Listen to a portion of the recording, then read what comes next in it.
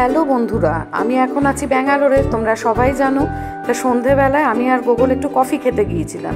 তা একটা north Indian দোকানে এত সুন্দর ছোলে ভাটুরে দেখলাম, অনেক খাবারইও সেখানে ছিল।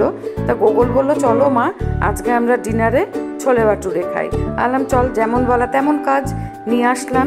সে যা সাইজ তোমাদের দেখাচ্ছি, এত সুন্দর প্যাক করেও দিয়েছে না, চিন্তা করতে পারবে না। এই যে ছোলেটা দুজনের দুটো প্লেটে নিয়ে নিলাম। এখন তো জানো নতুন ফ্ল্যাটে এসেছি, সবই খুঁজে পাচ্ছি না কোথায় কি রাখা আছে। আর দেখো, মনে হচ্ছে না যে এটা পুরো মোগলাই পরোটা।